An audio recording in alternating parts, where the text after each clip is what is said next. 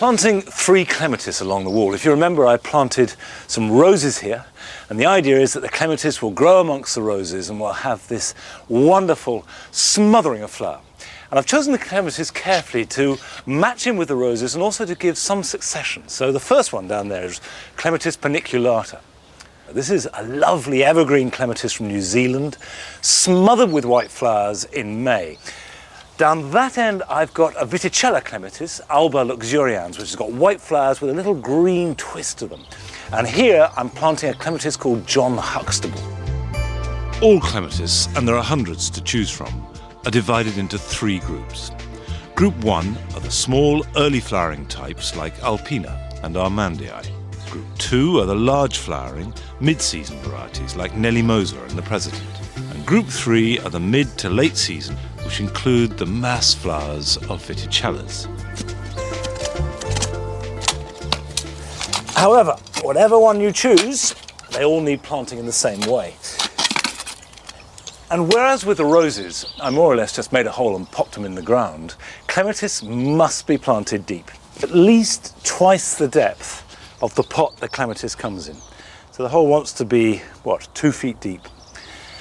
And that's so that the roots can go down into really good compost or manure, because they like feeding and they like moisture.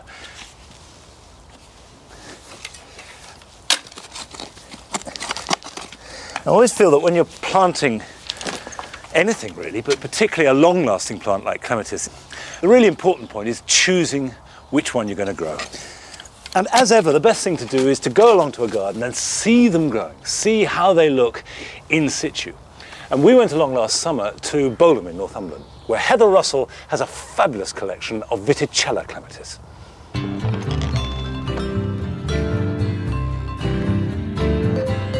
I've been growing Viticella clematis for nearly 20 years. They are so hardy, so floriferous, so easy to grow, and give you late summer colour. They are such a good addition to any garden.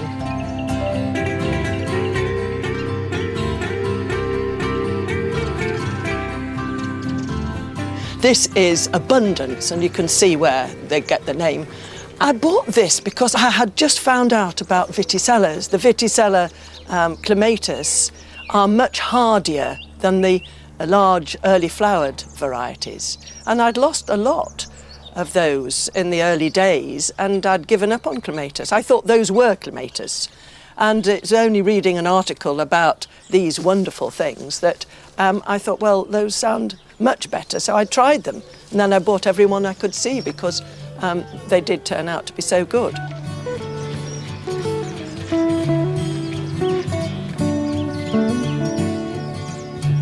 You will get a very good display and a very long life with Viticella if you plant them right in the first place, because they do need food. You have to mulch them so that you can maintain the moisture in the ground and make sure that they are well supported.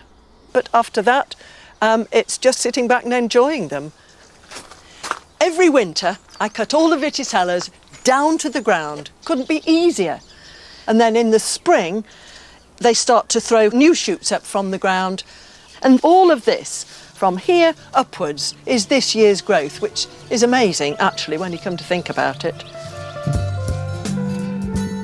Viticella species is a little bell, and a lot of the group have inherited that bell shape, but they're crossed with different clematis. So you have quite a wide variety of size and shape within the group. Lots of Viticellas have actually unknown parentage. This one I bought actually as a growing seedling of a white campaniflora, but when it flowered, it was actually this beautiful inky purple bell with a silver back, and it's so floriferous and healthy that I feel very fortunate to have it. And I've called it Bolham Bell. It's not registered, but it's just delicious, really. And it produces so much seed, bucketfuls of seed, actually.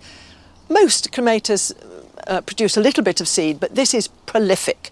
And it drops to the ground, and seedlings will be growing in the gravel like mustard and cress. and it's lovely to be able to put the fork in and to give them away to garden visitors, and so that they can be growing clematis and hopefully bowl and bell type thing in their garden.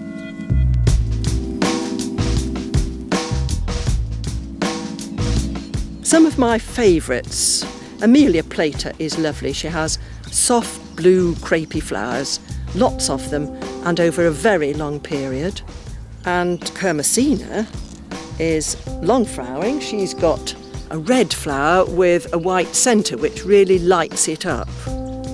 And I suppose one that is everybody's favourite is Huldine. She is white with mauve bars to the back, a very well formed flower and a good doer.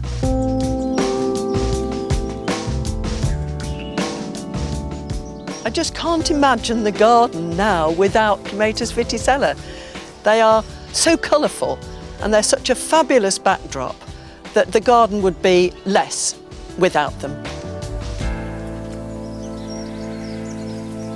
Heather's garden is open to the public by appointment, and for more information, go to our website.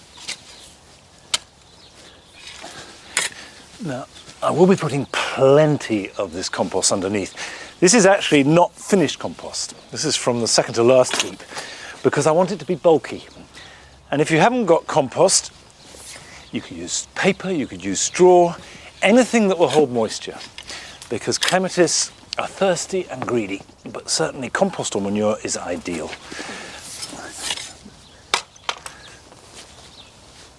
So if I take this out of the pot, I want the soil level to be about there. And that will protect it against wilt.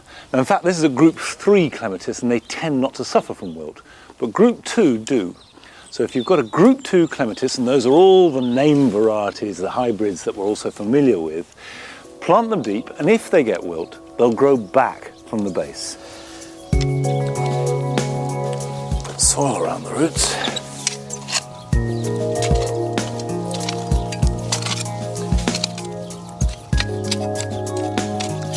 Now the next phase is to give it a really good soak.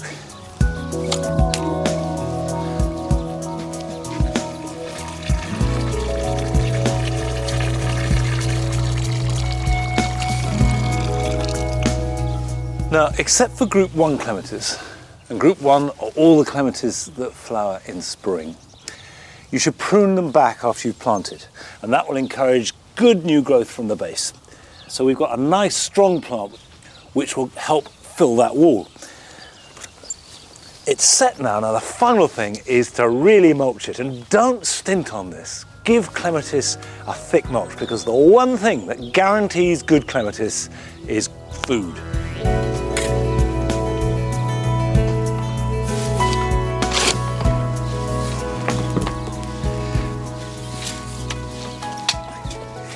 Now,